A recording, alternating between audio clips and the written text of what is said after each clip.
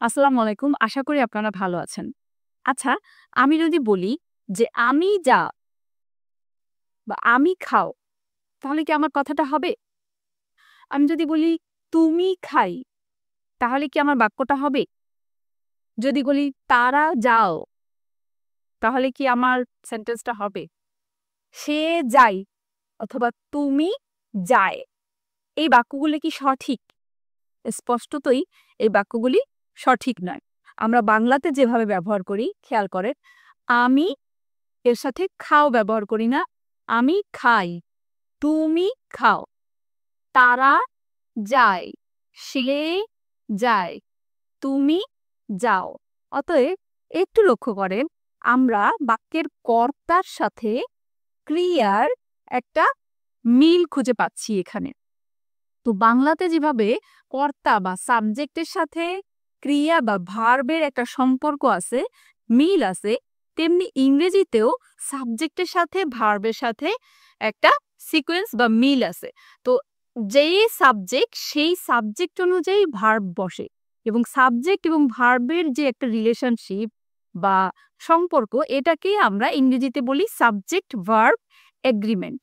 আজকে আমাদের টপিকস হচ্ছে সাবজেক্ট ভার্ব এগ্রিমেন্ট। আমরা যেটা শিখব সাবজেক্ট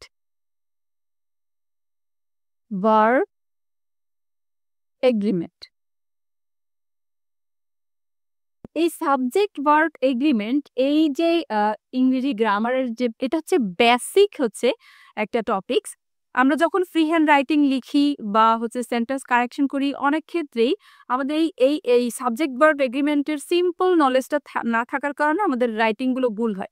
আপনারা যারা ইংরেজিতে দুর্বল তারা এই সিলি ভুলগুলো করেন। সো আজকের ক্লাসটি করলে বা subject verb related agreement related আমার যে ক্লাসগুলো আছে, এই ক্লাসগুলো করলে আপনাদের রাইটিং এ এই ভুলগুলো হবে না ইনশাল্লাহ। আমরা এবার ইংরেজিতে চলে যাই। ইংরেজিতে আমরা আসলে কিভাবে লিখি খেয়াল করেন। আই গো, আমি যাই। আমরা আরো ডিটেলসে যাচ্ছি। ইউ গো, তুমি যাও। উই গো, আমরা যাই। দে গো বা তারা যায়। 1000 পিপল গো, 1000 মানুষ যায়। কিন্তু যখন হি এবং শি বলি, দেখেন হি অর শি গোস, সে যায়।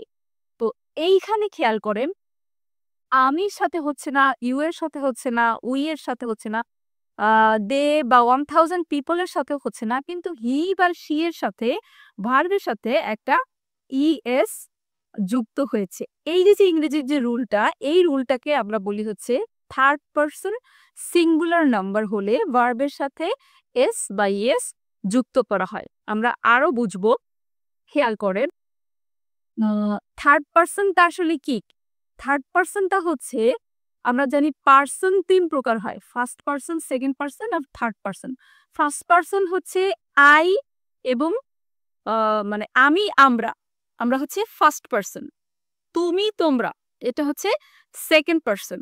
আর বাকি যত সব আছে, সে, তারা বা পৃথিবীর সবকিছুই হচ্ছে থার্ড পারসন। এই যে থার্ড পারসন, এই থার্ড পারসন হচ্ছে যখন সিঙ্গুলার হবে। তার মানে এখানে দুইটা জিনিস খেয়াল করেন, একটা হচ্ছে পারসন, একটা হচ্ছে পারসন, আরেকটা হচ্ছে নাম্বার। থার্ড পারসন হবে, পারসনটা কি হবে থার্ড, এবং নাম্বারটা যখন হবে হচ্ছে সিঙ্গুলার। সিঙ্গুলার সেই ক্ষেত্রে সাবজেক্ট ভার্ব এগ্রিমেন্টের জন্য ভার্বের সাথে এস বা ইএস আমরা যুক্ত করব। যখন পারসন হবে থার্ড পারসন এবং তার নাম্বার হবে সিঙ্গুলার, এই জিনিসটাই আমাদের মাথায় রাখতে হবে। বাকি সব ক্ষেত্রে যেটার সাথে যেটা যায় সেটা মোটামুটি মনে থাকে, বাট থার্ড পারসন সিঙ্গুলার নাম্বারের সাথে নাম্বার হলে যে ভার্বের সাথে এস বাই এস যুক্ত করা হয়, এসটা যুক্ত করা হয়, এই জিনিসটা আমরা বুঝি না বিধায় আমাদের রাইটিংস গুলা ভুল হয়। আচ্ছা, খেয়াল করেন, আমরা যখন লিখি আই হ্যাভ সামথিং, মনে করেন আমার আছে সামথিং, আই এর সাথে কি হচ্ছে have. You have, you have something, something তোমার কিছু একটা আছে। উই হ্যাভ সামথিং, আমাদের কিছু মানে আমরা আমাদের কিছু একটা আছে, we have something, they have something, 1000 people have something. এই প্রত্যেকটা ক্ষেত্রে আমরা হ্যাভ ইউজ করতেছি, বাট যখন হি অর শি ইউজ করব তখন কিন্তু লিখব হ্যাজ।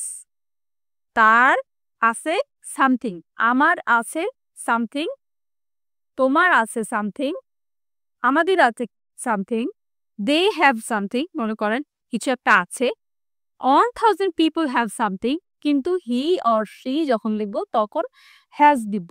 ঠিক এইভাবেই থার্ড পারসন যখন সিঙ্গুলার নাম্বার হবে, অন্য কয়েকটা উদাহরণ দেই আপনাদেরকে। যখন মনে করেন যে আমরা লিখবো যে দ্য সান হ্যাক্স, সান কি থার্ড পারসন এবং সিঙ্গুলার। এই থার্ড পারসন মানে যে শুধু পার্সনই হতে হবে, নট লাইক দ্যাট।